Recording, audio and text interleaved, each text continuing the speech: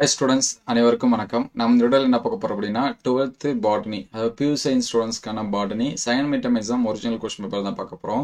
இது இதற்கு முன்னாடி நடந்த லாஸ்ட் இயர் கொஸ்டின் பேப்பர்ஸ் சரிங்களா. ஏன்னா இந்த இயருக்கு இனிமேல் எக்ஸாம்ஸ் வந்து நடந்தால் தான் நமக்கு வந்து கிடைக்கும். ஆல்ரெடி நம்ம புக் பேக்கில் இருக்கக்கூடிய இம்பார்ட்டன்ட் கொஸ்டின்ஸ் வந்து சொல்லியாச்சு. அடுத்தடுத்த வீடியோவில் இன்டீரியர் கொஸ்டின்ஸ் இது எல்லாமே சொல்லுவோம். பாட்னியில் நான் ஃபுல் மார்க்ஸ் வந்து எடுக்கணுங்கிற நினைக்கிற ஸ்டூடெண்ட்ஸ் நம்ம சேனலை சப்ஸ்கிரைப் பண்ணாமல் தான் சப்ஸ்கிரைப் பண்ணுறேங்க. மறக்காம லைக் பண்ணிடுங்க. நம்ம பாட்னி மட்டும் இல்லை, பியூ சயின்ஸ், சுவாலஜி, ஃபிசிக்ஸ், கெமிஸ்ட்ரி எல்லாமே அப்டேட் பண்ணிட்டு தான் இருக்கோம். ஸோ இது வந்து லாஸ்ட் இயர் நடந்த கொஸ்டின். இதில் இருக்கிற கொஸ்டின்ஸ் எல்லாமே ரொம்ப இம்பார்ட்டண்டாக இருந்துச்சு. அதனால நான் உங்களுக்கு வந்து ஷேர் பண்ணியிருக்கேன். அதை வந்து பார்த்துங்க. 1 மார்க்ஸை பொறுத்த வரைக்கும் நீங்கள் எப்பயுமே புக் பேக்கில் இருக்கிறத நல்லா படிச்சு வச்சிங்க. ஸோ புக் பேக் 1 மார்க்ஸ் எந்த அளவுக்கு படிக்கிறீங்களோ நம்ம 15க்கு கிட்டத்தட்ட ஒரு 12 1 மார்க்ஸ் வந்து கண்டிப்பாக ஆன்சர்ஸ் பண்ணிடலாம். இன்டீரியர் கொஸ்டின்ஸ் வந்து நீங்கள் கவலைப்பட தேவை, நம்ம படித்தது கண்டிப்பாக ஞாபகம் வந்துடும் சரிங்களா. அதாவது 2 மார்க் 3 மார்க் படிக்கிறப்ப நல்லா மைண்டில் வச்சு படிச்சுங்க. இந்த சிசிஎஸ் பாருங்கள், இங்கிலீஷ் மீடியம் ஸ்டூடெண்ட்ஸ் பார்த்துருந்தீங்கன்னா முடிஞ்ச அளவுக்கு இங்கிலீஷில் டிரான்ஸ்லேட் பண்ண ட்ரை பண்ணுறேன். நீங்கள் பார்த்துங்க. சிசிஎஸ்னே தான் இருக்கும் இங்கிலீஷ் மீடியத்துக்கு. அது பார்த்துங்க. அதுக்கடுத்து மணற்பாங்கான மண் சாகுபடிக்கும் வந்ததில்லை அப்படிங்கிற கொஸ்டின். இது வந்து பார்த்துங்க. சாண்டி சாயில் நாட் ஃபார் கொடுத்துருப்பாங்க, அது பார்த்துங்க. அது மாதிரி சீட் பால் விதை பந்து அப்படின்னு அதை நல்லா பார்த்துங்க. இந்த சீட் பால் பார்த்தீங்கன்னா லாஸ்ட் டைம் பப்ளிக் எக்ஸாம்ஸில் கேட்டிருந்தாங்க. அது மாதிரி கூட்டு பரிணாமம் இதெல்லாமே எக்ஸாம்ஸில் வந்து கேட்கக்கூடியது. கோ எவல்யூஷன் இருக்கும். அதுக்கடுத்து ஆன்மீக மண்டலத்தில் உற்பத்தி திறன் குறைவாக இருக்கும் ஏன் சரிங்களா. அந்த ஒய்ஃப் ப்ரோபண்டல் ஜோன் அப்படின்னு சொல்லி ஆரம்பிக்கும் அந்த கொஸ்டின், அதை பார்த்துங்க. அதுக்கடுத்து ஆற்றல் பிரமிடு எப்போதும் நேரானவை, காரணம் கூறுகு சரிங்களா. Give the reason for energy pyramid is always upright அப்படின்னு இருக்காது. அதுக்கடுத்து ஓசோன் துளை, ஓசோன் ஹோல்னா என்ன அதை பார்த்துருங்க. அதுக்கடுத்து 2ஆம் நிலை வழிமுறை வளர்ச்சி, செகண்டரி சக்சஷன் இருக்கும், அது வந்து பார்த்துங்க. இது எல்லாமே ரொம்ப ரொம்ப முக்கியமான கொஸ்டின்ஸ் தான். அதுக்கடுத்து 3 மார்க்ஸில் பார்த்தீங்கன்னா வெப்ப அடுக்கமைவு, தெர்மல் ஸ்ட்ராட்டிஃபிகேஷன்னா என்ன. அதுக்கடுத்து புவி வாழிடம் செயல் வாழிடம் சரிங்களா. டிஃபரன்ஸ் பிட்வீன் ஹேபிடேட் அண்ட் நிச்சின்னு இருக்கும்.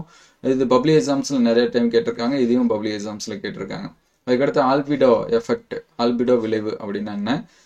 இது ரொம்ப சிம்பிளான கொஸ்டின். இது வந்து கொடுத்துருக்காங்க. இதற்கு நம்ம என்ன பண்ணணும் அப்படின்னா பிரமிடு வரையணும் சரிங்களா. பிரமிடு வரைஞ்சி அது எந்த வகையை சார்ந்தது அப்படின்னு சொல்லிட்டு எழுதணும் சரிங்களா. அது வந்து பார்த்துருங்க. இது வந்து எண்ணிக்கை பிரமிடில் வரும். நமக்கு வந்து நம்பர்ஸ் கொடுத்துருக்காங்க. பருந்து 50, தாவரங்கள் 1000, முயல் எட்லி வந்து 500 கொடுத்துருக்காங்க. அதுக்கடுத்து பாம்பு மற்றும் ஓனான்னு பார்த்தீங்கன்னா 150. இந்த பிரமிடு எது அதிகம் எது கம்மி அதை பார்த்து நம்ம பிரமிடு விடணும், அவ்வளோதான்.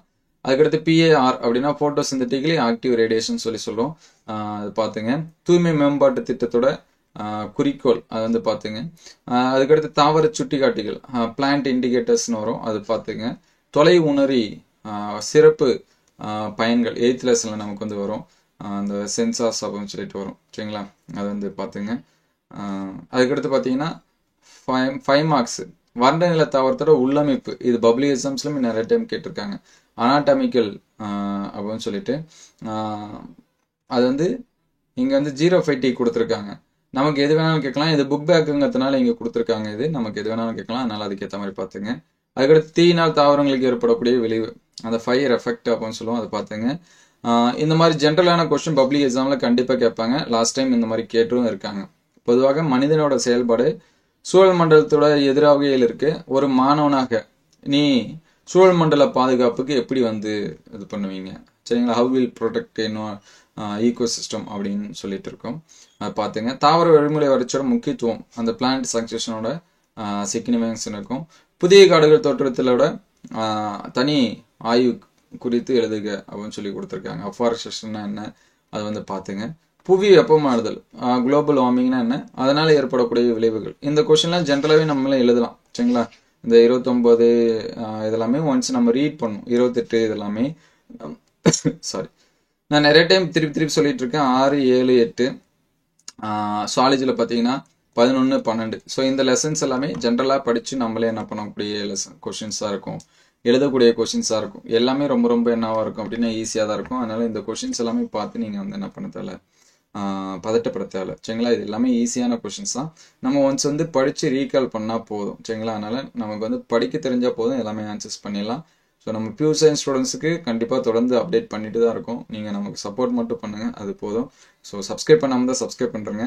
இந்த வீடியோ உங்கள் ஃப்ரெண்ட்ஸ்க்கு வந்து ஷேர் பண்ணுங்கள். இதோட பிடிஎஃப் நம்மளுடைய வாட்ஸ்அப் குரூப்பில் முடிஞ்சால் ஷேர் பண்ணுவோம். நீங்கள் வந்து ஜாயின் பண்ணலாம், ஜாயின் பண்ணுறேங்க. Thank you all.